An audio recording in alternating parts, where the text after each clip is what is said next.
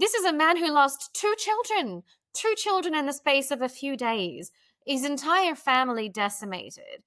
And a lot of people, they don't have sympathy for that. And I don't understand it. The disconnect is kind of baffling. And I think that's what I really struggle with. So yes, pimp, I mean, it is just this one of these overriding myths. I think that also robs Anne Boleyn of her agency, because that kind of feeds into, well, she's nothing. Oh, poor Anne, she just had this terrible father, and she was just manipulated by him. There's no evidence of that.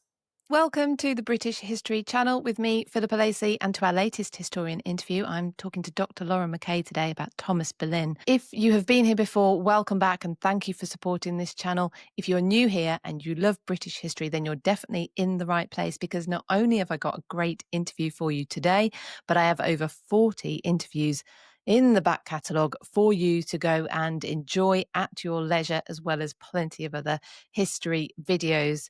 So today, like I say, I am talking to Dr. Lauren Mackay.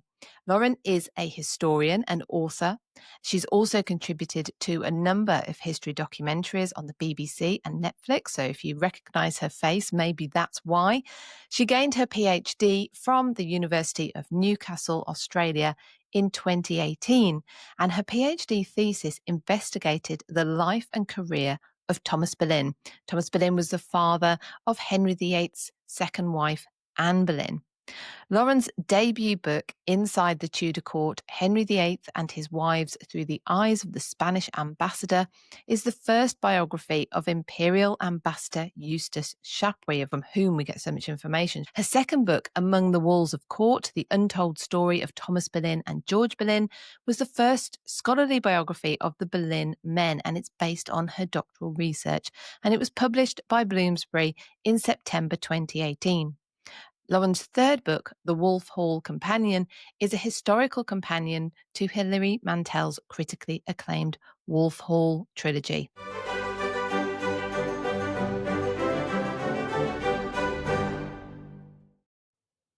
Lauren, welcome to the British History Channel. Thank you for coming on today. And it's so nice to finally get to speak to you face to face. I know we're about God knows how many miles away, because you're down there in Sydney. Right. And I'm here. I think we might be competing for temperature, though. The UK feels like we're boiling up. Oh no, we're pretty nippy down in Sydney right now. I have to say, we're hitting the single digits. It's not that I want to get competitive about the winter time in England and Australia, but I split my time between the two, and I'm about to go to the UK next week, so I'm really looking forward to that hot weather again. Yeah, it's lovely. It's lovely, except when I have to pretend I'm not sweating. It's all right if I was just in my shorts. And last week I was camping. It was just vest tops and shorts all week. It's absolutely fine. Is that cold? You've got your own. See, if you did that now, you'd be absolutely roasting. So, Lauren, before we get started, just tell people, if you don't mind, a little bit about yourself and how you got into history and sort of how you got to where you are now. So actually, I began my my life, let's say, as a classically trained musician. I was a violinist for many years, and that was my first love and first passion. And I always loved the historical elements of music, the composers, the cities that these composers lived in, and the different genres of music. But I realized as I got older, I'm never ever going to make money from this. And rather do something kind of, like banking or something really serious, I thought I'd love to do history. History's always been my second passion. And I was a great lover of ancient Egypt from a very young age. And then I got to a stage when I realized I was going to have to either learn German to be able to interpret the secondary sources, and B, learn ancient Egyptian to interpret the primary sources. And that was all very difficult. And it just didn't really seem like I was ever going to be able to pursue it or do something meaningful with ancient Egypt, although I still love it. But I must have been about 12 or 13 when I first started reading about the Tudors, or I think I saw a documentary. It might have even been the movie Elizabeth in 1998, when I suddenly just fell in love with early modern history, with the Tudor world. Not Henry VIII. He's the one part of the Tudor history I don't like. I love the period, and I really can't stand the man. But I fell in love with the women, Anne Boleyn, of course. But the more and more I began to read about her, I began to kind of focus on the people around her. I realized that I wanted to start telling the stories of those who are more on the periphery. So, I mean, you've got these larger than life characters, but then you've got these people in the corner of the room, and I started to think, oh, I really want to tell that story. Mm. So I started doing my PhD on Thomas Boleyn, Anne Boleyn's father, about the same time that I had actually pitched a book on Chapuis, the imperial ambassador. And I didn't think I was going to get accepted for either. So I just thought, let's do it all. And I got accepted for both. And I spent A many, very many busy years. few Oh my years. goodness. I don't know what I was thinking. But in a way, it was interesting because it sort of forced me to remain neutral, because I was, in its essence, looking at two sides of that chessboard and kind of saying, all right, well, I understand both sides of this, and you're all very emotional about this whole issue, and the politics at play. And I think it actually gave me a really good grounding in the broader. Mm. The broader politics and the game of politics. So Eustace Chapuis was one of my first loves, and I still love him. I know not everyone does, but I have a soft spot for him. But I began to really become fascinated by Thomas Boleyn because of that reputation. And that's Mm. really what kind of led me down that path. And the Thomas Boleyn that I discovered and fell in love with it by the end of my PhD, I feel it's not a Thomas Boleyn that many people recognize. Mm. Before we move on, we should mention Eustace Chapuis, because we've mentioned his name a couple of times, was the Yes. Spanish ambassador. So he's on the side, if you like, if this a taking Yeah. side sort of thing, of the Spanish, of which obviously Catherine of Aragon, Henry VIII's Yes. first wife, who's put aside. Yes. Obviously, he's a big supporter of Catherine, and then obviously Thomas Boleyn is Anne Boleyn's father. So this is why they're Yes. this is why you say they're on the. You On the have to side. remain neutral because they Yes. are on either side. But I will note that Chapuis himself was not Spanish, and this is something obviously that comes up a lot. When writing the book on Chapuis, a lot of people I remember saying, "Well, why do you call him the Spanish ambassador? He wasn't Spanish." Absolutely true, but he was known either as the imperial ambassador or the Spanish ambassador because Charles V was his master. Charles Mm. V was the Holy Roman Emperor, and Charles V was also Charles I of Spain.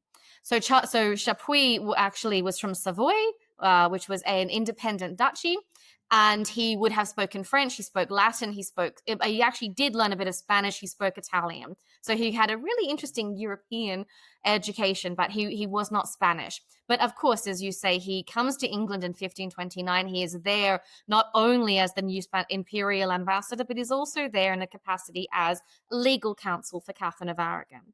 And so, of course, that puts him, completely in the crosshairs of the Boleyns, of Henry VIII himself.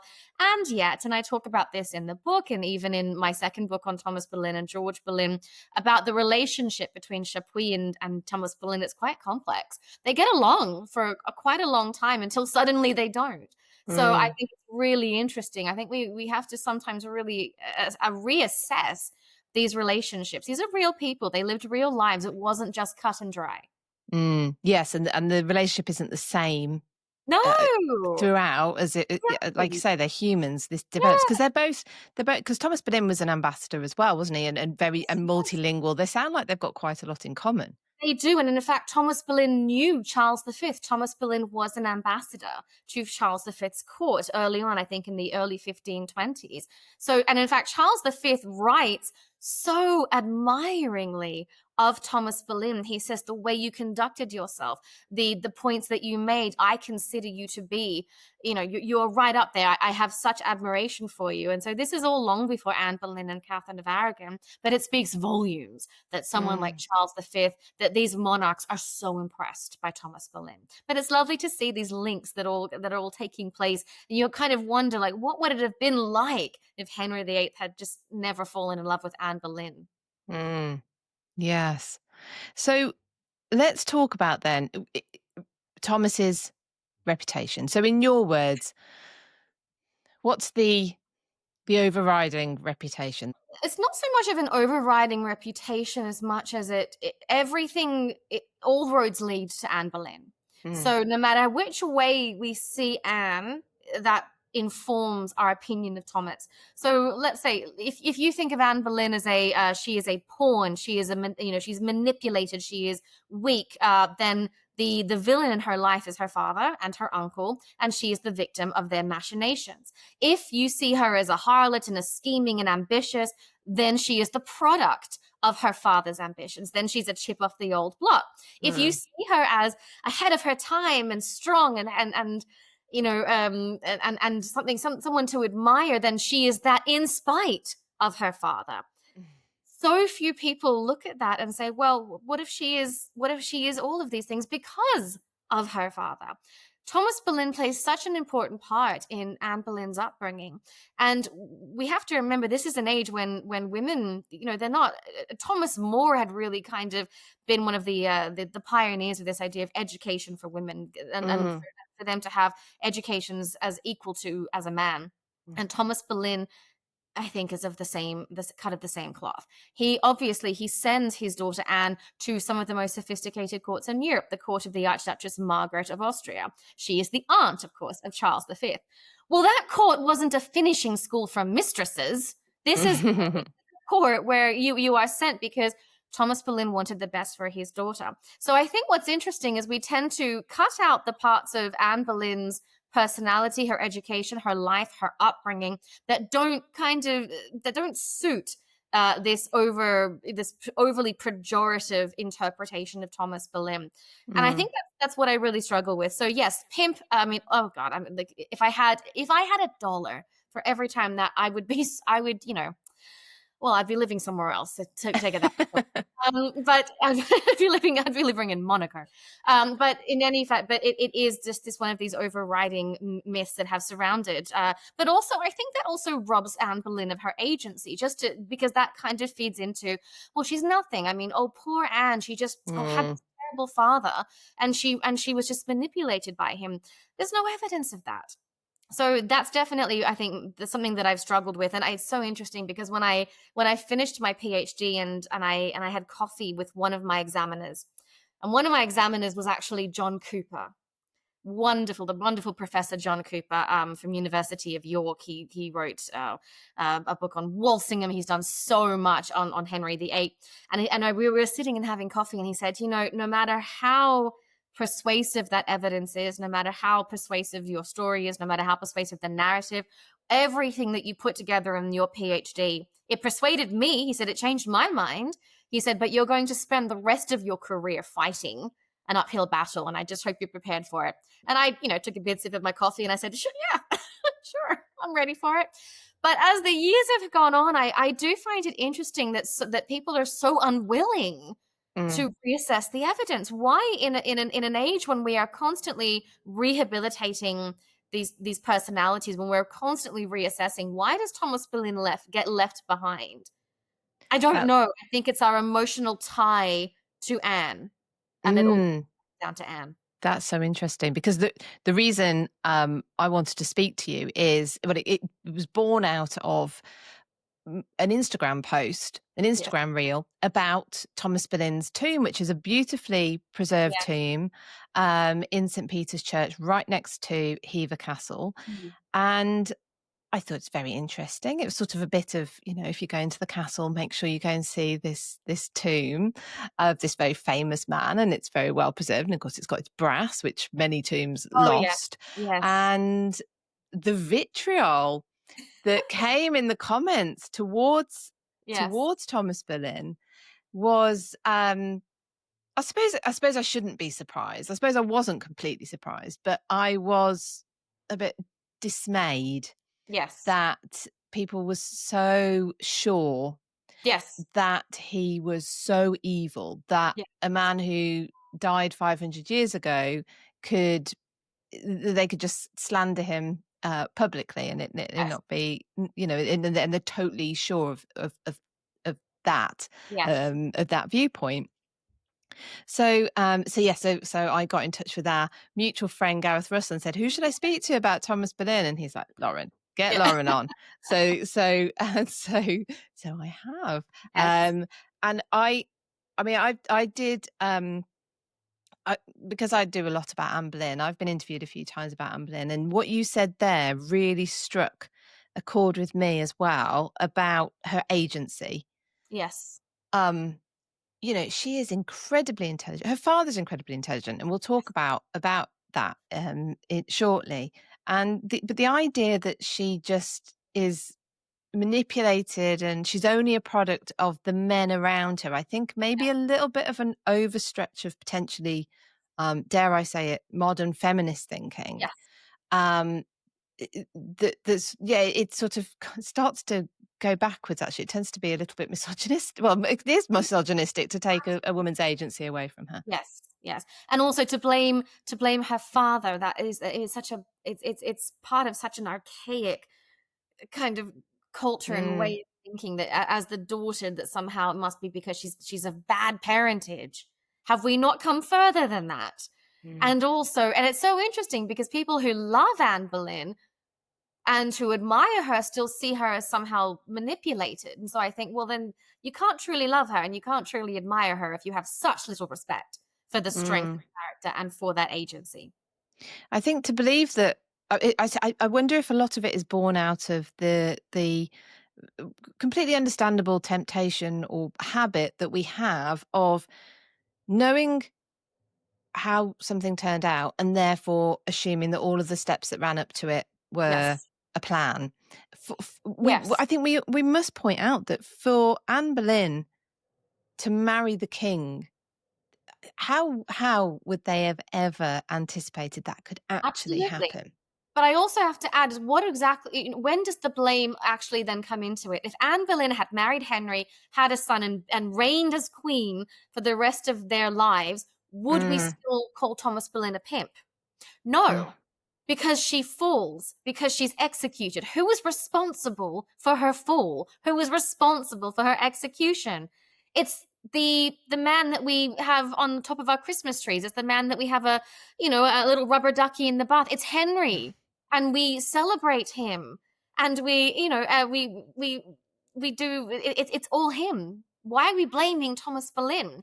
As I said, if it had been successful, then none of these conversations would ever happen. I probably wouldn't even bothered doing a PhD on Thomas Boleyn because he would have had a very just normal career. It's because of her downfall. And we really have to then assess that. Well, then who are we really blaming in Anne Boleyn's downfall? Her father or the man who made it happen? that's so interesting because it's almost victim blaming, isn't it? It's sort of Victim shaming as victim well. shaming. Mm, And this is a man who lost two children in the space of a few days, his entire family decimated. And we have no, and from what a lot of people, they don't have sympathy for that. And I mm, don't understand it. The disconnect is kind of baffling. mm. Holbein's portrait of Henry. Honestly, I think without that, I'm not sure Henry would have. No, Like, absolutely. Absolutely. There are a few individuals who have a lot to answer for in the Tudor yeah, period. them and their talents. Yes, but it does make you wonder. It really does make you wonder Mm, what are we really angry about when yeah, it comes to so Thomas Boleyn. fascinating. So let's look at Thomas then, the man. Can we go right back? Where's he born? When's he born? Who are his parents? The Boleyn family history is so interesting, and it all kind of takes place in Norfolk. They are an East Anglian family, the Boleyns. They come from Seoul, which is, and I always say this, it's a one pub, one horse town minus the pub, and they've lost the horse. But there is a church. That's all there is, but it is a glorious church.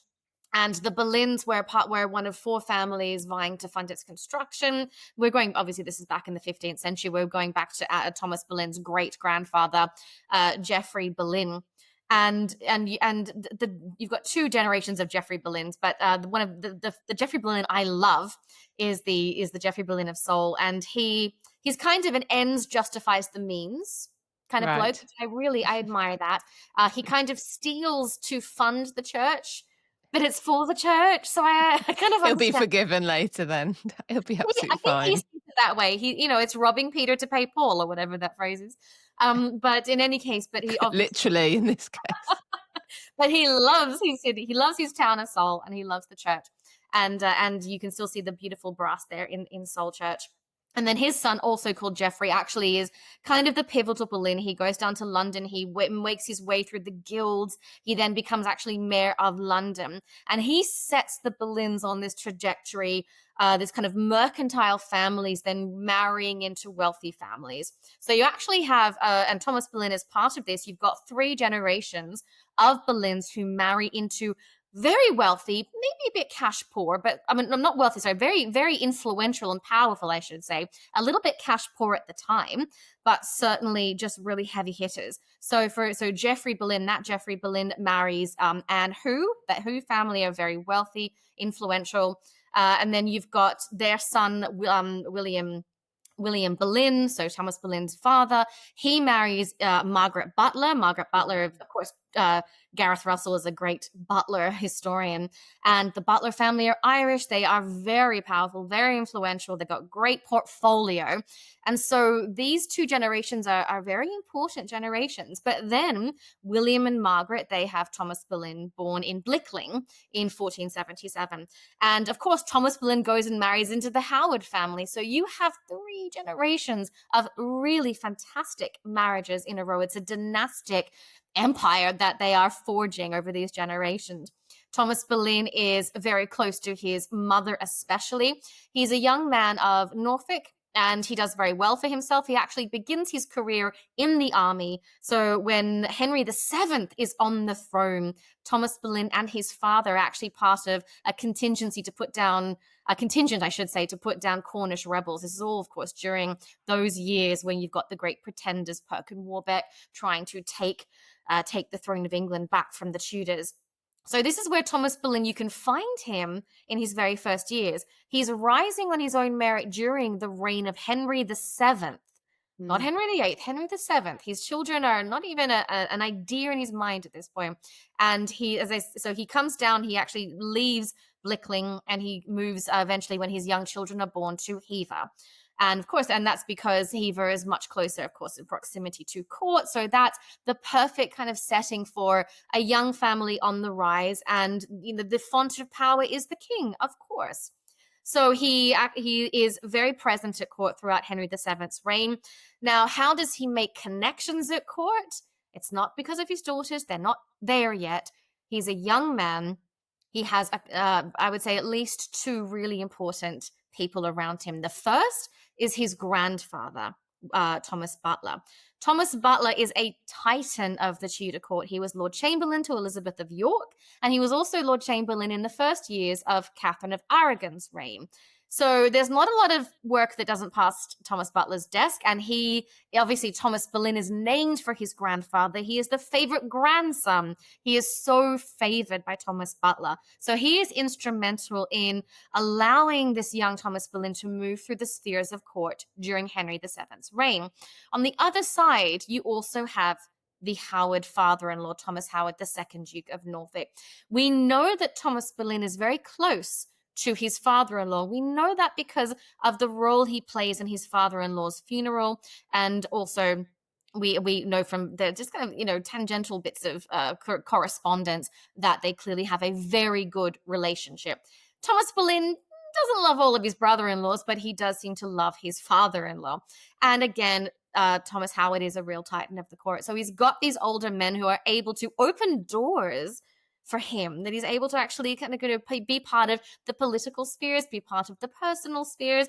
And that's what gets him the attention, I believe, of the architect of Tudor diplomacy during Henry VII's reign, and that is Richard Fox. So Richard Fox is really important, and he has good relations with Thomas Butler as well as Thomas Howard. And I do believe, because these ambassadors, they don't just sort of get these incredible posts out of nowhere. So when we look at Thomas Boleyn's first ambassadorial post in 1512, that is to Margaret of Austria's court in Mechelen in the Netherlands.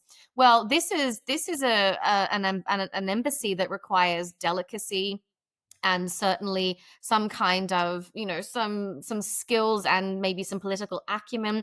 And for the fact that Thomas Boleyn is chosen suggests that someone has stepped forward and tapped him on the shoulder. Well, I would say it's all down to those connections. Obviously, Wolsey actually is one of Richard Fox's right-hand men. He's a protege of Fox.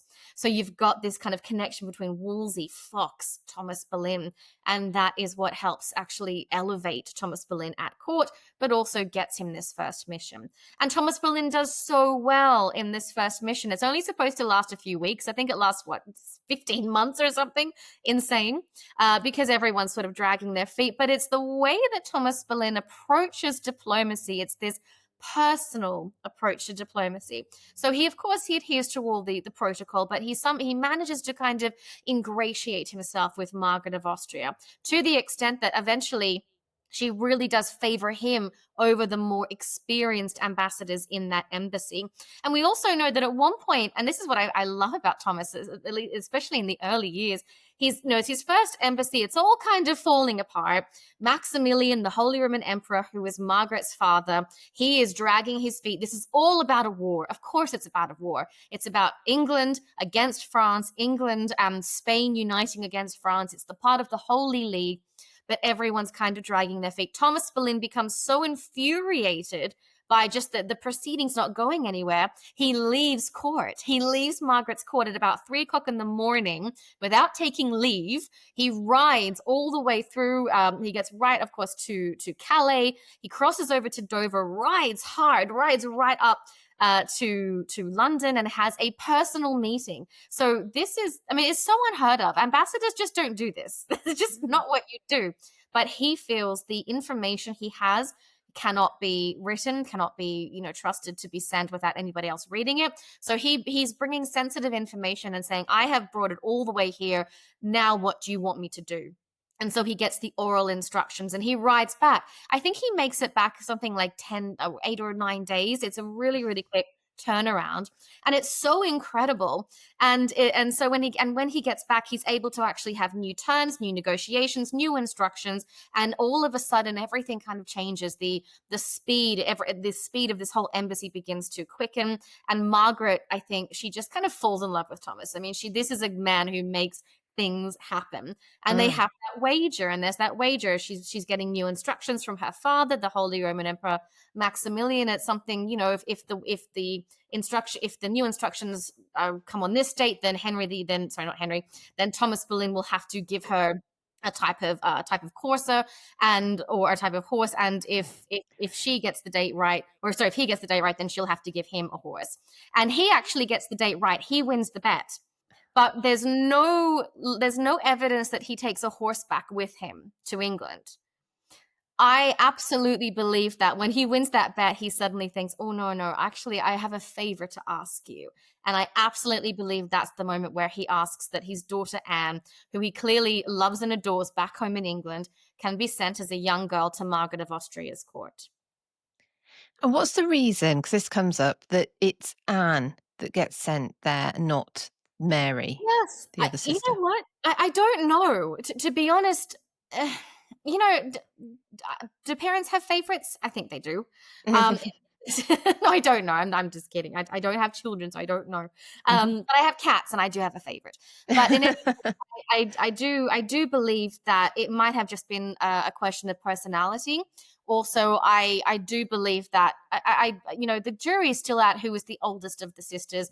If Mary is the oldest, perhaps it makes sense that she is going to be married off soon, that they are, they're working out that path for her. And so it doesn't really make sense. But Anne is, she's clearly got the personality for it. She clearly has the mind. And I don't think she's quite there yet in terms of sort of forging her path.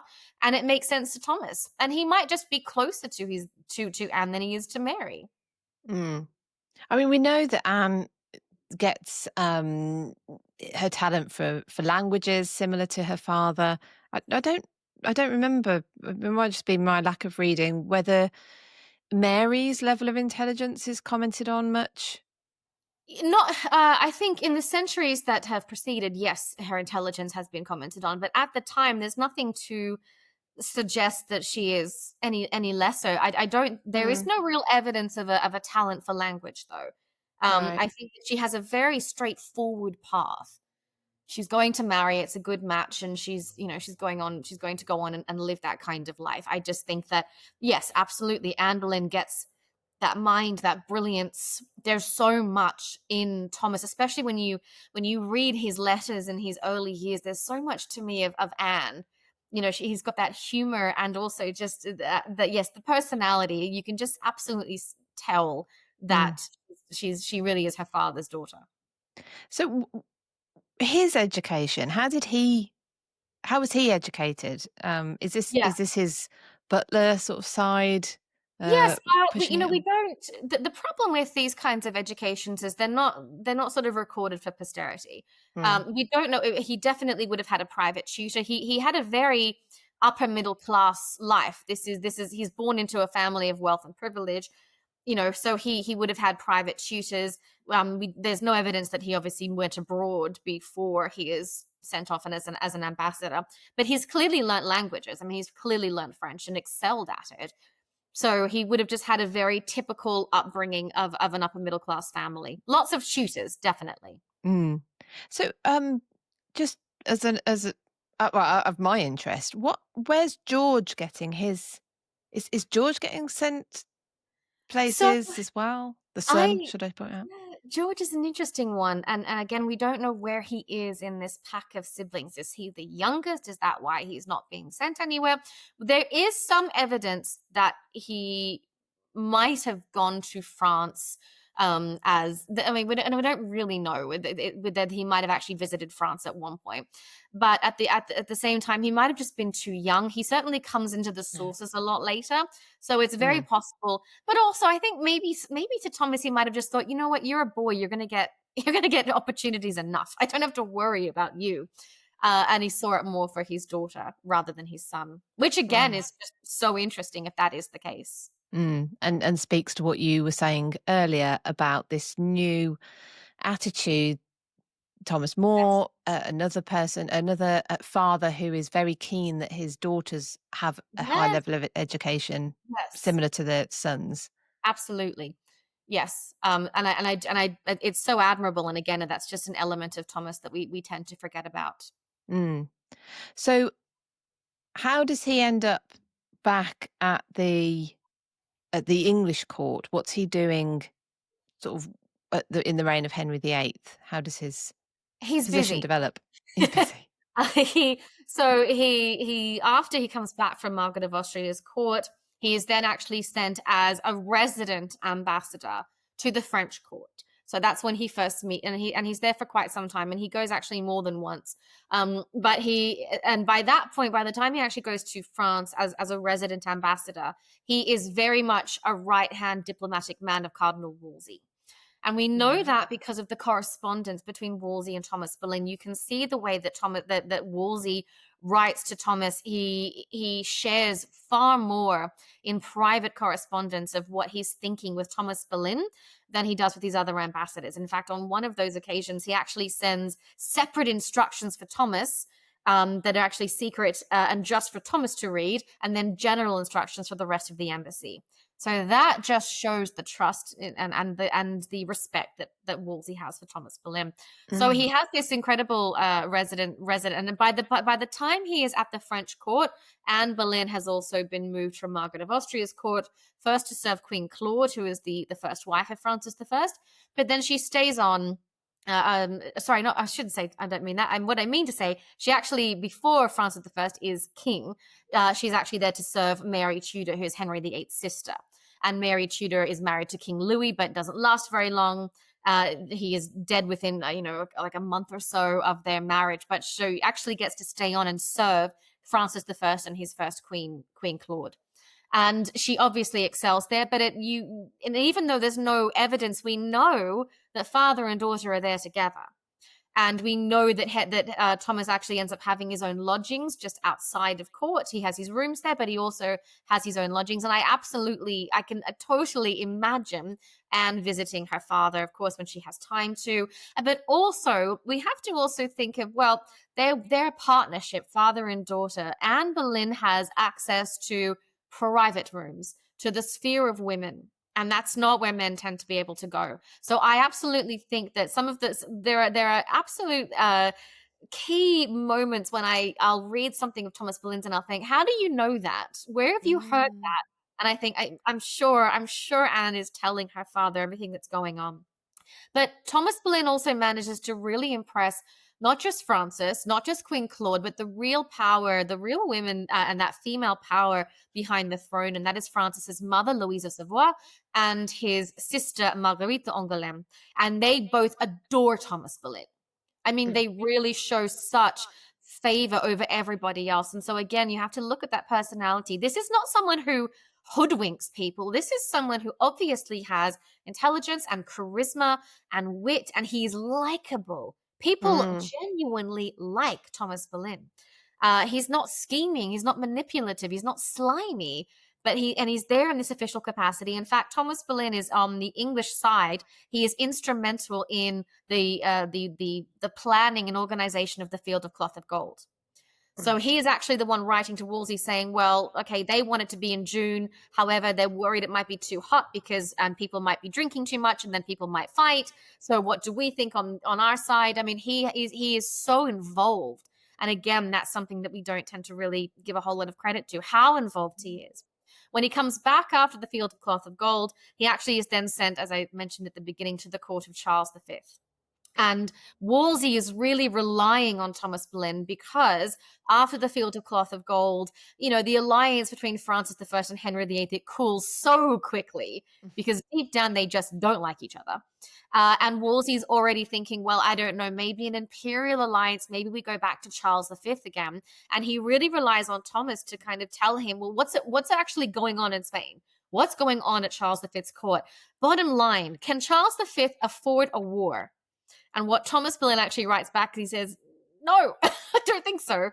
The problem that Charles V always has is the breadth of his empire is so vast. He really can't keep it all together. But he writes, a good ambassador will give sort of survey the court and give you a rundown. But an exceptional ambassador gives you the pulse of the nation. And that's what Thomas Boleyn does. He says there is famine. The wheat, there's no wheat in the field, people are starving. No, they don't have the money for a war. No, they don't have money for troops. But what is interesting, and it's a personal element to Thomas Boleyn, is that while he's on his way to that court, his ship is actually it's blown over in a storm, and it's very much damaged. And then I think they're actually set upon by pirates as well. And apparently, we know this later because one of his colleagues actually writes to Wolsey, reminding him at some point when this is all happening, Thomas Boleyn makes a vow to himself that if he survives this crossing, he will make a pilgrimage to Santiago de Compostela. And we know that that's exactly what Thomas Boleyn does because one of his colleagues says, well, he has gone on his pilgrimage to do Compostela. So what does this say about Thomas Boleyn's faith as well? Because this is another accusation that Thomas Boleyn is a man without piety, without faith. It's all a cover. Well, no, this actually suggests something really important about Thomas Boleyn's faith. And I think people will be surprised because it's certainly not Lutheran. It's not French evangelical either. It is conservatively Catholic. This is a Catholic ideal, a pilgrimage. And here's Thomas Boleyn going on this pilgrimage. So I just think that's an interesting element of that part of his career. But this is all again before Anne Boleyn becomes queen. Once she is queen, by the time Anne Boleyn is even sort of 1529, 1530, Thomas Boleyn is almost kind of half retiring out of ambassadorial post. He's a little bit past it as far as he's concerned. What he is, however, he has also been going up in government. And that's where you find him first as comptroller of the household, treasurer of the household. This is all happening before Anne Boleyn. He then becomes Lord Privy Seal. Now, again, this is not an appointment that you just gift to someone. This is part of the cog of the machine of government. You have to have someone who is capable. Henry VIII isn't just, if he wanted to reward Thomas Boleyn for Anne Boleyn's services or because she's his mistress, he would have just given him a pension or a castle, not work, not like this is a 5-day-a-week job. You have to be here. Absolutely. It's not a reward. That is he placing his trust. So, I mean, I could go on and on about Thomas Boleyn's career at court and what he does at court because he's just everywhere, and it really has nothing to do with his daughter. It's all about him and his capabilities. I think that is so key because, of course, one of the narratives uh, is that this family overreached, that Yes. they somehow manipulated their way through, up through the ranks, and shouldn't have been there. And Mm. that's what happens if you get sort of too big for your boots. You're a puppy that's grown too high. You get Yeah. cut down. Yes. So I think that's so key to Yeah. understand that this was a incredibly competent man who was trusted, sought after, given Yes. positions when he would probably quite like to just pop back to Hever Yeah. Castle and plough a field occasionally. And respected, and that is also key. He was respected. Mm, I think that's a really, really key point.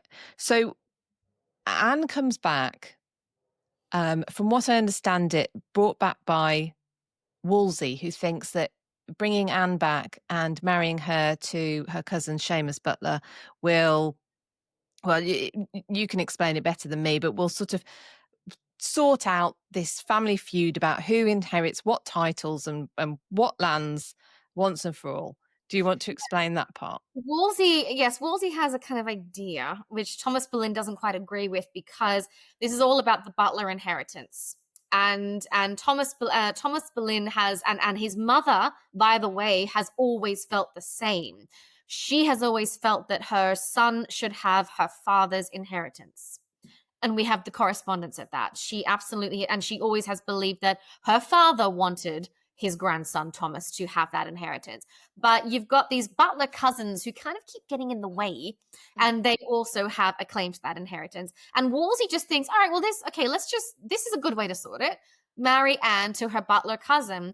But Thomas Boleyn is writing and saying, no, that doesn't actually solve it at all. Yes, it keeps the earldom in the family, but the whole point is I should have the earldom. It's my grandfather's earldom. Mm. And it's all great that my son-in-law gets it, but that's not the point.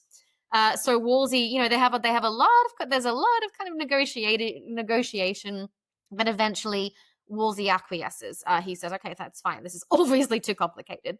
But Thomas Boleyn feels so strongly about it. And this isn't some sort of avaricious part of his personality, but rather this is something that obviously meant so much to his grandfather, meant so much to his mother. And this is not about his daughter. This is about him. This is about him inheriting something that he strongly believes that he is entitled to inherit. So it's very, very personal for Thomas Boleyn. But I understand that Wolsey is just trying to fix that particular issue. And there's no bad blood between Wolsey and Thomas Boleyn. In fact, even as the affair progresses with Anne and Henry, Thomas Boleyn is always kind of trying to defend Wolsey to his daughter, trying to kind of, we've got a number of occasions where he understands that, well, if anyone's going to be able to facilitate this annulment, it's going to be Wolsey. It's always going to be someone who has that kind of power. And it really, you actually see elements in Thomas Boleyn of him being very reluctant to get on the bandwagon with Anne Boleyn. I don't Right. think we have to remember as well, Thomas Boleyn has only ever known, well, I mean, he's known two queens, but throughout Henry VIII's reign, he's known one queen. That is Catherine. And I really think that we don't often think about how these personal feelings affect their decisions. There's no evidence that he would ever even think to be disloyal to Catherine of Aragon. There's no evidence that he harbored any kind of disdain for Catherine of Aragon, anything other than absolutely respect for the Queen. And so there's no real evidence that he ever kind of thought, oh well, if Henry VIII's in love of my daughter, she'll be queen. That makes sense. I mean, that's a path that seems perfectly reasonable. I think we see in Thomas Boleyn a really cautious man who just thinks, I don't know where this is going. I don't Mm. see how, on what grounds really that we can kind of facilitate this. So I do think that Yeah. he's absolutely cautious. Because I Yeah. was just going to, sorry if I just put in for a minute, because I think Wolsey, uh, a it- I've said it myself, doesn't appear to take Henry's infatuation with Anne as seriously as obviously it turned out to be. Do you Yes. think then he wasn't alone in that thought, that even potentially Thomas Boleyn is thinking this is going to be a Yeah. passing phase? Well, it's simply because they only have the past to draw on. It's Mm, never happened before. Why would this be any different? But also because Catherine of Aragon is an anointed queen. She is royal on her own, in her own right. What has she done that warrants her being set aside? And it's not quite enough that she has born children. Yes, they've not survived. There is Mary. Henry VIII has an illegitimate son. So for, I think, people, it's kind of like, well, what would the grounds be? I mean, yes, it's not unheard of, but at the same time, and also this is a royal affair. So if Henry wants to put aside a queen, it's to marry another queen, or at least to marry someone of a station that is equal to his own, if not, close enough, basically. So mm, no one's thinking, well, he's just going to pluck someone from his court. That would be utterly ridiculous. It's just not what you do. So I think for Thomas Boleyn absolutely feels that way, and of course Wolsey feels that way. And I think, and if Anne Boleyn resents him for that, among other things, that's kind of on Anne a little bit, because it's just like, well, of course he's not going to take it seriously, because there's no reason why he would. I think Anne has this vision. Eventually, she does have this vision. Okay, this is the path I'm going to take. But I do think it's much more difficult to convince everybody that this is serious. mm. So, I mean, we're going to wrap up the main part of the interview shortly. Before we've got some questions from my patrons that we're going to do. But I've got a couple more actually that I want to ask you. And the first one, well, actually, they're kind of linked. So, how did you choose Thomas Boleyn as your PhD uh, topic? And also, at what point then did you think, hang on, this narrative about him is really off and inaccurate? Was it one piece, or was it a building picture? Do you know what? I can't remember. Eventually, I think it was because of every book I read about the Boleyns just had the same narrative about Thomas Boleyn. And yet it was just little things, little bits of correspondence I would read, or, his role as an ambassador. And I kept thinking to myself, there's a whole story here. There's a whole, the young Thomas Boleyn obviously is very different from the man that we hear about. But then as I kept going, I kept really realizing that man hasn't changed. He's still the same person he always was. And there's so much to like about him and so much to admire. There are moments of humor and absolutely human behavior that you kind of glean from the sources. And also, it was just that every relationship that I addressed, every person who knew Thomas Boleyn, who he worked with, it seemed to be completely wrong. Mm, From his relationship with Wolsey and with men like Cromwell, from his career and the way that he forged that, even from even his religious piety, how he's either seen as Lutheran or he's seen as kind of having no real religion at all. And mm, then we go into, and for that, I was so in awe of the commissions that he made of Desiderius Erasmus, the great scholar. And one of Thomas More's favorite thing to say was that he was such great friends with Erasmus. Guess what? Thomas Boleyn knew Erasmus too, and in fact, he commissioned 3 different works. And these works were not works that were for show; they were deeply spiritual and personal works. And in fact, one of them is the Psalm 23. It's, the Lord is my shepherd. He actually asked Erasmus to write a homily on that. But it's, for me, it's the main work that I thought was so interesting, that he commissions actually the same year Anne Boleyn becomes queen in 1533, and that is it taps into the whole Ars Moriendi ideal. It's the preparatio ad mortem. It's the preparation for death. And I remember thinking to myself, when you watch the Tudors or the other Boleyn girl, Thomas Boleyn's there scheming. Is at the he's reached his pinnacle, and yet when I'm looking at the sources, Thomas Boleyn is busy preparing. The preparation for death and preparing one's life. mm, In preparation for death, and I just thought, this is such a different man. I'm not understanding where this Thomas Boleyn has come from, because and it really did kind of it changed everything I thought I knew about Thomas Boleyn, and I really went into it with these same kinds of ideas. Well, I'm sure he's not that great a man, and by the end of it, I thought, I have to tell the whole world about this because I mm, feel so strongly about it. But for me, there is a piece of evidence that I always tell people, and I say it on all my talks as well. is that after Thomas Boleyn dies, Cranmer actually sends down some very trusted friends to go through all of Thomas Boleyn's effects, because about a week later, Thomas Cromwell and his cronies get down to Hever and go through everything as well. And what Cranmer and what his friends must have found, because we still have it perfectly preserved, is a letter from what, an 11, 12-year-old, 13-year-old Anne Boleyn to her father. And it's written from the court of Margaret of Austria. And she writes, to my father in kind of Franglish, because her French is not great at that point. But she writes of just wanting him to be proud of her, wanting to do the family name justice, that I hope you know that I am doing everything as you wanted me to do, as your trust and your faith and your love in me. I am being a dutiful daughter. And the fact that it has survived, no one thinks about. Well, who preserved it? Thomas Boleyn. He kept a letter his entire life from this young girl. And you can actually see, and Owen Emerson, of course, at Hever talks about this as well, the lines, the folds, and the creases in that letter suggest it's been opened quite often, as if, and you can almost imagine or think Thomas Boleyn opening that letter and reading this letter from his young daughter. So what kind of man is that?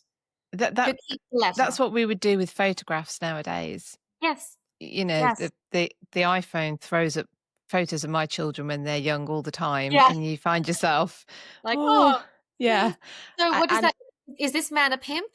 Why would someone who held his daughter in such little esteem keep that letter? I think you have to really think about it. There's so much more evidence to suggest so much more about Thomas Boleyn, and yet it rolls right off the tongue. Oh well, what a terrible person he was. It's not supported or grounded in evidence at all. It's almost like when you're writing historical fiction, there needs to still be the characters a villain. Yeah, he's the villain. They have to find the villain. And the Boleyns gratify in that sense always. And it's so funny that we never ever turn that eye to Henry VIII when it comes to Anne. It just kind of happened. Oh, poor Henry. Well, gosh, it all just kind of happened around him. I think, no. Look, no. The call is coming from inside the house. This is Henry. Henry is the problem. Henry is definitely the problem. Yes, vile man. Yes. Have you been surprised at how difficult then it is to change people's perception of Thomas Boleyn? Yes. It's interesting because obviously I not only wrote the book, I did the PhD, and then BBC turned my book into a 3-part series called The Boleyns: A Scandalous Family. They originally wanted to call it An Infamous Family, and then BBC got involved and said scandalous sounds better. I didn't agree. It's another example of needing the hook. The sex sells. But the response to that series was so interesting because I guess, and I think maybe that's the power of cinema as well. If it's visual, if you actually visualize a narrative whereby a person is a particular way, it seems easier to stomach and easier to accept. And so, and in actual fact, the response to the Boleyns, because it was a very positive, of course, was based on my book, display of Thomas Boleyn and interpretation of Thomas Boleyn, and people loved it. And I thought that's so interesting because people read the book and disagree, but when you see it before you think, oh, I can believe that. And that is the power of the screen, really, which is annoying, but that's the way it is. Yeah, it does seem to just be a reality we have to accept. That's right. Yes. So before we move on, we've got some questions from my patrons about his relationship with Mary and all sorts of other things that we're going to go into, and his mother as well. That was another one that someone's asked about. So before we do, where can people find you, your work? Where would you like people to connect with you? I have a website, www.laurenmackay.co.uk. And that's where you can see my books. I have a book hopefully coming out next year, The Five Empires, Thunder Through the Realms. And that's all about Charles V, Francis I, Henry VIII, Suleiman the Magnificent, and the Persian Safavid Shah, Tahmasp. And it's a whole story of empire, basically. So all my information is there. I am on Instagram as well. It's Lauren Mackay _C Yeah. and Regina_Saba on Twitter, or X, I should say. And yes, and apart from that, I also lecture online, do a lot of lectures, and I'm an academic and creative director for Academy Travel in Sydney, Australia. So I do tutor and early modern history tours as well. So I'm everywhere. Wonderful. Thank you so much. We'll move on to the questions from the patrons, but for now, let's say goodbye to everyone else, and thank you so much, Lauren. Thank you so much. If the most powerful man in the realm, royally anointed, divinely appointed, the King of England, has decided that your son and daughter have committed treason, standing up and saying, I really object to this, isn't going to do anything. Right then, so the patron questions. Linda wants to know, what was an item of new information you found that debunked the typical portrayal of Thomas in popular culture, that he pimped out his daughters? I don't think it's just one piece of evidence. It's all these little key items that you put together, and it's so very clear. I think the relationship between father and daughter is interesting, also because of there is tension between father and daughter. Once Anne Boleyn is queen, there's actually record or that they have a bit of an altercation. I think just before her coronation, and she's heavily pregnant and she's about to be crowned queen, and I think she's trying to sort of hide the pregnancy and add more panels, and he's saying, you shouldn't hide that, you should be grateful for the state that you are in. And apparently she snaps at him saying, well, you're not grateful for the state that I'm in at all. I'm happy for my state, and you wished I were in a different state, or something along those lines. And it almost suggests that perhaps she hadn't always felt supported by her father. It does feel, when you really read all of the documentation that pertains to Henry VIII pursuing Anne, you don't see her father in this. You see a lot of Anne, you see a lot of Norfolk, but you kind of see Thomas Boleyn hanging back. He's part of some proceedings, but and some of the machinations, but he always seems to be kind of trying to calm everyone down and mediate. We see this when Thomas Howard, his brother-in-law, absolutely has a fit at Wolsey over something. I think Thomas Boleyn goes back and apologizes to Wolsey and goes back and drags Norfolk back into the room, like, I'm sorry. Let's just Once an ambassador, always an ambassador. Always an ambassador, always a mediator as well. So it's not one bit of evidence, but certainly it's the relationship that they have. It's all of it, really. Why, if he's going to pimp out his daughter, why would he care about her education? If he's going to pimp out his daughter, then why, when Henry VIII starts writing to her, why does he take her away from court? Why does he take her down to Hever? I don't think that's a game. What a weird game. He would want her to be front and center and on his mind. The further away you are from the font of power, the more you're going to be, it's not this kind of absence makes the heart grow fonder. I don't think that's what Thomas Boleyn is thinking. I think he's thinking, we've got to get away from court because I don't know what's going on here now. So I think he is protective of her, but also the way that he works, that Thomas Boleyn works with everybody connected, like people like Wolsey, he clearly believes, once he starts to kind of believe in it, he's working to make his daughter queen. He's not working to make his daughter mistress. So if we're talking about a pimp, well, a pimp would say, oh, I don't want to be so informal, but like, get that cash, get the accolades, get the rewards for the family. That's all. If that's really what he thought of his daughter, that's all your worth is in the bedroom, then she would have gone to the bedroom. The whole point about this is she was never a mistress in that sense. She was respected and idolized and kept on a pedestal until that marriage could be consummated. So what's the pimp? Where is the pimping? He is working hard for her to be queen. That's an ambitious father, but I don't get where the pimp comes into it. It's shorthand, isn't it? Just because there is sex involved eventually. Yes. Actually, on your point there, one of the things that we always point out when we're on the Anne Boleyn tour, which we're at Hever for it, we base ourselves there, but we go back into London for part of it, is how long it actually does take, even now, to get from the centre of London to Hever on a coach, and therefore it is remote. It might not people might not think if they look on a map that it's remote, Yeah. but he really was removing her Yes. from court. Was. He was, and he wasn't, for some time, they weren't even, she wasn't writing to Henry at this point. He's writing to her, and eventually he actually starts sending his messages to Anne via her brother George, because George is still at court. And we don't know what Anne was writing back to him, of course, but we have his letters, and it seems, she doesn't really know how far this is going to go. And you can hear from his responses, he's saying, well, I've been advised you're not going to come to court, and I marvel at this, and you're giving me such mixed signals. I don't think she's playing. I think she literally has no idea what to make of it all. I agree. I think she's actually trying to get out of it at this point. Do you Yes. know, you've just said something there that's made this is completely off the top of my head. I've always just thought, oh, letter. There'll be a letter one way, there'll be a letter the other way. And therefore, if we don't have the response, it's because it's lost. And something Mm. you've just said there made me think, how do we know she responded then to all these letters? We're assuming that there's one for one, and therefore there's X number of letters lost. It's a good point. She might have just written a couple of really lengthy ones where he's like, "Wait a minute," and also you said on that page, we actually do.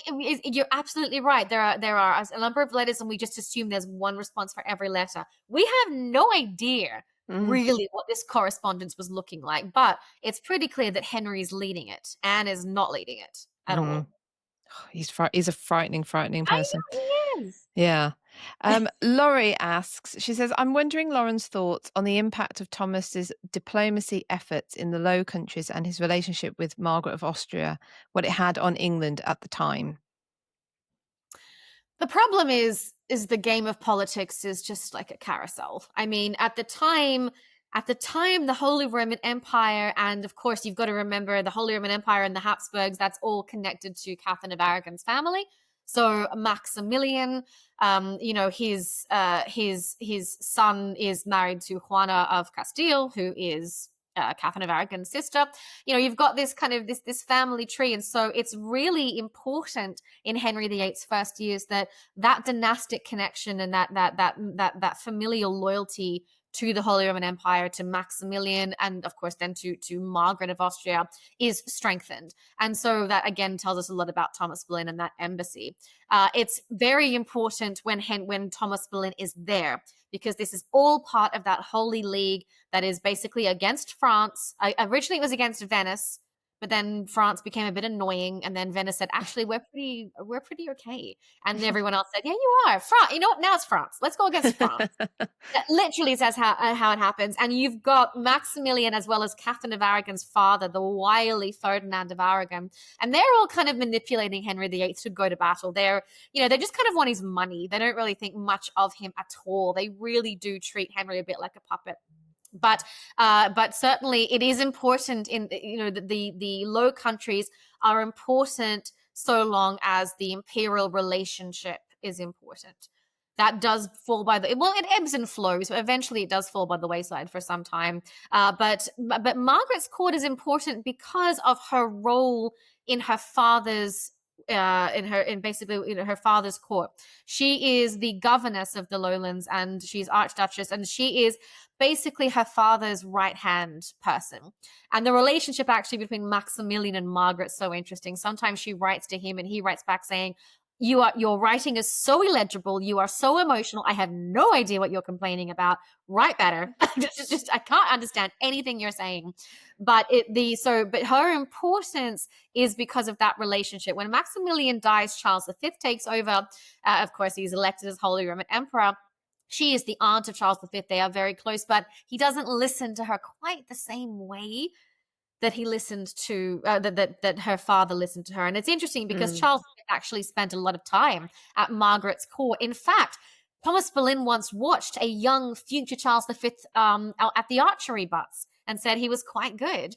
So that court was important in the early years, but it begins to have less importance the older Margaret gets, the less and less that Charles V kind of relies on her. However, I don't think she ever forgot about Thomas Boleyn. I don't think he ever forgot about her. Mm. Katie asks, do we know anything about the state of Thomas and Elizabeth's marriage after their children's execution? Did they turn to each other for comfort or become more distant? Eh, that's such a hard question. It's a question that I wish I could answer properly. There's no textual evidence to support either theory, really. You have to look at it, I guess, well, what happens in relationships? I mean, they've lost two children. I don't think there is evidence that Elizabeth ever blamed Thomas, because they go down to Hever together. Now, she didn't necessarily have to do that. She could have gone to one of their other estates. She could have gone somewhere else. If they had truly been estranged, I don't think they would have gone back down to Hever. Now, there is, of course, the matter of her being buried in Lambeth in London, but that again, she is a Howard, and that's her family line. And we do know that she was in London when she died. Now she's visiting people in London. That's quite common. Couples did this. You had people you went up to London and visited friends, and she dies there in the capital, and she's buried in the Howard family vault. That doesn't say anything about their relationship. At the end of the day, Hever is a Boleyn property. The church is a Boleyn church, and that's his family, that's his line, not so much hers. And she might not have liked her mother-in-law all that much. We have no idea what the relationship between Margaret Butler and Elizabeth Boleyn was. We don't know that they were close. She might have been the mother-in-law from hell. She loved her son, and he was devoted to her, and in fact stipulated in his will that for the rest of her life she had to stay at Hever. No one could move her. So he is so dedicated to his mother. She might have just, she just wanted to get out and go to London. We have no idea what that relationship was like, but we cannot look. We look for evidence of a rift where there is none. And you've got this circumstantial evidence which doesn't really say much other than she's buried with her family and he's buried, with his. Mm. That leads on to the next question. Actually, Tina says, do we know anything about Thomas's relationship with his mother? Did she continue to live at Hever by her right? And was that something he was in favour of and supported? So you've Yes. sort of half answered that question, but Thomas yeah, let's Flynn get into that. he loved his mother. He was dedicated to her. I mean, you have correspondence between mother and son dating back decades, way back when he's a young man. When her father dies, and she writes to Thomas about his grandfather dying, and she's lamenting and she's grieving and she's unburdening her emotions to her son. You can just see he's the golden child. He's the eldest son. He's named after the grandfather. He is absolutely her world. Her ambitions for her son are incredible. She wants the earldom, as I said before, but even when some of she and her sister are having some legal issues, he is there. He is trying to find a suitable lawyer for them. He is trying to find suitable representation. Guess who he goes to, by the way? He goes to Thomas Cromwell, a young lawyer, to get representation for his aunts. So he's absolutely devoted to her. And again, this speaks volumes about Thomas Boleyn, the man, away from the machinations of court. Does his mother develop dementia in the final years of her life? I suspect that Yeah. she did, Mm, because of the way that she the inability to sign papers, and I think that's why he's so protective of her, and I think that's why he ensures that she's not to be moved from Hever. mm, He increasingly spends from about 1534, the end of 1533 to 1536, a lot more time down at Hever. He spends so much more time there really than at court. It's really hard to place him at court in the last couple of years of Anne Boleyn's reign. And I've always wondered, is he down there because he's taking care of his mother as well? mm, I mm. don't know. But he's certainly down there a lot. So it does beg the question. Fascinating. Kind of makes you hope that she was completely unaware of what happened to Anne and George. Yes. Yes, that's right. Yes. Stacey is asking about, well, she says, I'm very curious about the relationship between Thomas and his daughter Mary. There were times when she seems to have been very out of favour with the family. Why was this? And was there a reconciliation after the deaths of her siblings? Such a good question. They have a complex relationship. You do have in families sometimes there is a family member who just dances to the beat of their own drum. And sometimes out there. And I think Mary was that person. Mary, I think Mary had it all going for her. Thomas Boleyn secures that good marriage for her. Of course, her first husband dies, and it's not that, but and when also she does become, at least we believe she does become Henry VIII's mistress for a brief amount of time. I do think that is the beginning of a first rift, and again, this suggests, well, okay, what does Thomas Boleyn really feel about his daughters being used this way by the king? I do think that it created tension between father and daughter, but then also when Anne Boleyn is queen, and all eyes are on them constantly. They are exposed every day to criticism and disdain. They're always seen as these upstarts. Anne Boleyn is not all that popular. Mary Boleyn goes and marries, nobody. She just goes and marries him and comes to court pregnant. And I get it. She's in love and it's all wonderful, but she exposes the family again to that criticism, and it's almost it's inviting that public opinion to say, look how, like, what a low class family they are. Here's Mary Boleyn married to a nobody, the sister of the queen, the brother, and they're just commoners, and that's just exactly what they would kind of do. So I think for Thomas Boleyn, it's just like, you are not helping the family. And at that point, everyone has to be on board. And I think Mary Boleyn just went and did whatever she wanted to do. I think she was quite a handful. However, yes, there is a rift, obviously, and I remember finding I think it's an 8 or 9 page document, and it's in English and then it's in Latin. And it was just tucked away in an archive, and no one even really seemed to know it was there, least of all the archivists. And what it is a draft indenture. And the draft indenture is written shortly after Thomas Boleyn's death, and it is drawn up between Mary and William Stafford, Mary Boleyn, Henry VIII. Cromwell is party to it, as is Thomas Boleyn's brother, who is a lawyer. And this draft indenture, it deals with certain Boleyn properties. And in this draft indenture, it seems that Mary kind of wanted Hever. And obviously that doesn't end up happening and go to the crown, but it seems like at some point that it was almost as if like Hever would actually go to Mary Boleyn and her male son, and then be kept in the Boleyn line. Obviously it doesn't work that way. But you can tell from this draft indenture that this is obviously Thomas Boleyn has been, obviously before his death, he had been working with his brother, I think, to ensure that his daughter and that his son-in-law and that his grandchildren would receive some property from the Boleyn portfolio. And we know that Mary Boleyn ends up living in Rochard Hall, so that does happen. So there was a rift, but I think in his last days, I think there was some reconciliation. I don't know if father and daughter saw each other, or if this is just him trying to provide for his daughter as well as the next generations. Mm.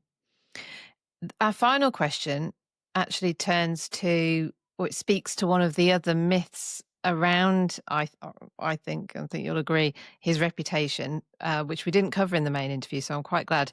Beverly has asked, we know Thomas, but try not to bristle at the question. We know Thomas Boleyn turned his back on his son and daughter when he was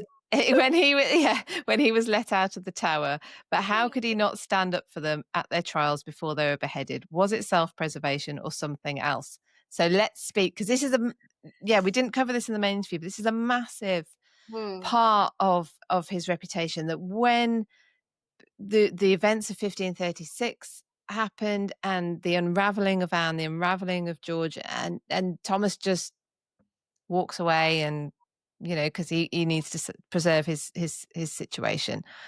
Right. What's your take on this part? Who are you going to complain to exactly? Where are you going to stand up, and what are you going to say?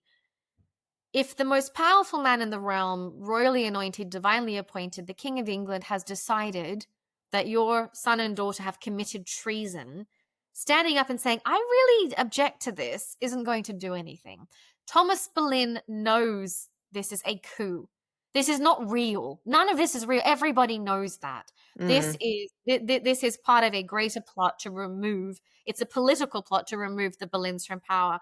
Thomas Boleyn knows very well that to stand up and say anything is only going to put his life in jeopardy, his daughter and son-in-law and grandchildren's life in jeopardy, his mother's life, his wife, his entire family. Henry VIII is vindictive.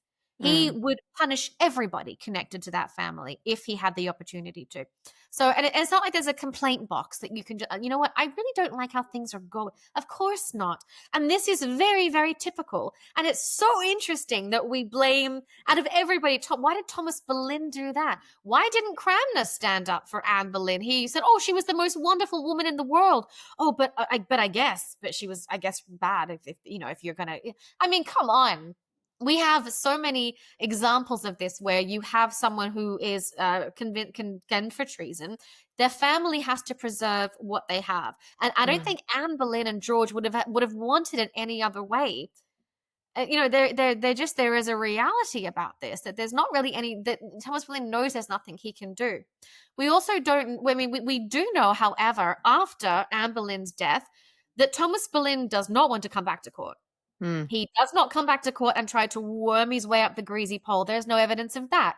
In fact, we actually have, so one of the first things that happens after Anne Boleyn's execution, Thomas Cromwell writes to Thomas Boleyn because he wants to borrow his garter collar, because Thomas Cromwell is about to, for services rendered, once one imagines, to be inducted into the Order of the Garter. Now that only happens when someone dies. So obviously there's an opening in the Order of the Garter. And Thomas Boleyn writes a letter that is so terse, along with the Garter badge, and he says it twice in the letter, I know this, I do this for the king's pleasure alone. Now, when there is an induction into the Order of the Garter, if you are a member, you have to be there. That is part of it. Thomas Boleyn does not go. He stays back at Hever. He does not go to court. He does not try to butter up Thomas Cromwell. He wants no part of it. He also, from that day on, has a fractious relationship with his brother-in-law, Thomas Howard, the Duke of Norfolk, who, of course, presided over the trials of his niece and nephew. And in fact, we have a complaint. Thomas Norfolk writes to Thomas Cromwell saying, Thomas Boleyn's minstrel is singing derogatory songs about me. Could you tell Thomas Boleyn to make his minstrel stop doing that? And Cromwell actually writes to Thomas Boleyn and says, can you just get your minstrel to knock that off? And Thomas Boleyn doesn't respond. He doesn't care. And one of the final acts is when Prince Edward, the son of Jane Seymour, is born, the christening, of course, at Hampton Court. Thomas Boleyn is there. He is there because he is ordered to be there. And instead of asking, like, well, how could Thomas Boleyn be at this christening? How could Henry VIII have invited him? How could Henry VIII have demanded that his father-in-law, his former father-in-law, be present for the celebration of the son of Jane Seymour? It's so heartless, and yet we're always looking at Thomas. How could he have done this? Everyone around him, how could they have acted the way they acted? But we don't tend to blame Henry VIII. We don't even blame Cromwell nowadays. He's been rehabilitated. But for Thomas Boleyn, I just find that so interesting, that this expectation that he could have done something and that he should have done something, it would have gone nowhere. Just because we don't read of their grief doesn't mean that Thomas and his wife didn't grieve.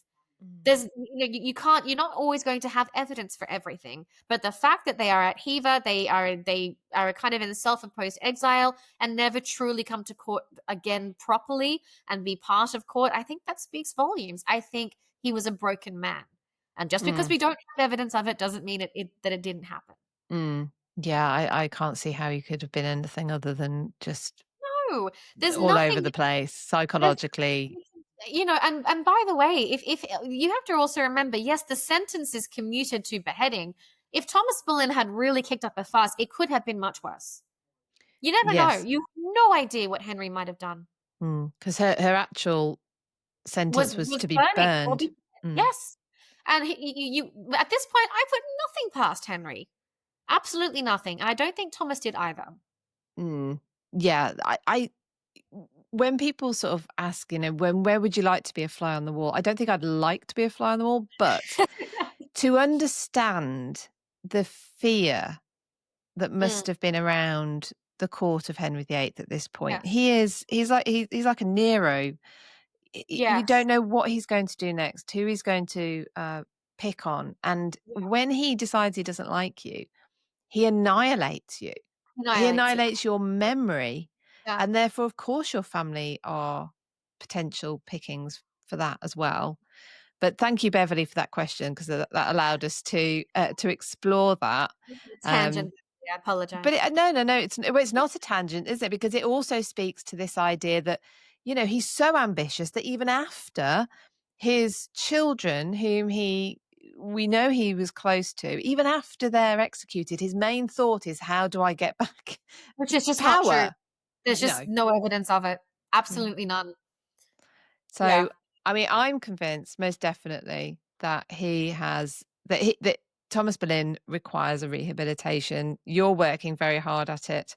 I've done my little part on History After Dark, I hope, and with this interview to try and get it out there. It would be lovely to see him represented more accurately, Yes. More. which is favourably. Yes. So thank you so much, Lauren, for joining me today. That was absolutely fascinating, and I've learned so much more about Thomas Boleyn. Fabulous. Thank you. Then my work is done for the day. Thank you.